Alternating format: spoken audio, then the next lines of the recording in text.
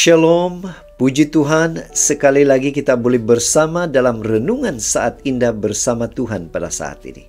Mari kita mulai renungan kita dengan doa. Bapa Syurgawi, terima kasih karena kebaikan-Mu bersama dengan kami sementara kami mendengar dan mempelajari firman Tuhan. Dalam nama Yesus kami berdoa. Amin. Saudara dan saudari yang dikasihi dalam Kristus, tajuk renungan kita ialah selagi masih hidup. Ayat inti dalam Wahyu 20:12 mengatakan, "Dan aku melihat orang-orang mati, besar dan kecil, berdiri di depan takhta itu. Lalu dibuka semua kitab, dan dibuka juga sebuah kitab lain, yaitu kitab kehidupan. Dan orang-orang mati dihakimi menurut perbuatan mereka, berdasarkan apa yang ada tertulis di dalam kitab-kitab itu." Saudara, ada peribahasa mengatakan, gajah mati meninggalkan gading, manusia mati meninggalkan nama baik. Ketika orang dipanggil Tuhan atau mati, pasti meninggalkan kesan bagi orang-orang yang ditinggalkan, keluarga atau kerabat, teman atau orang sekitarnya. Ada yang sangat mengesankan karena semasa hidupnya banyak berbuat baik, prihatin dan penolong, setia melayani Tuhan atau mungkin memiliki prestasi yang mengagumkan.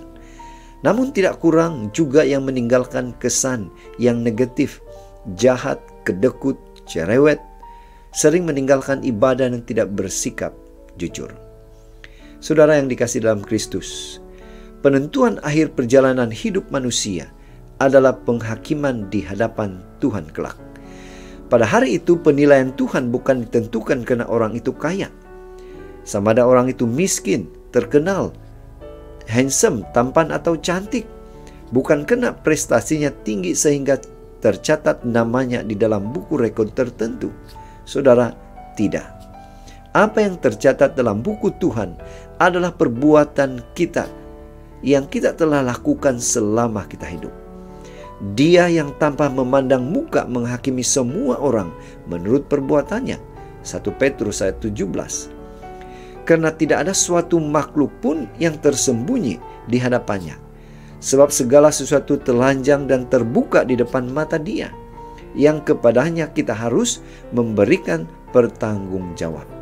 Ibrani 4 ayat 13. Dan buku itu disebut kitab kehidupan.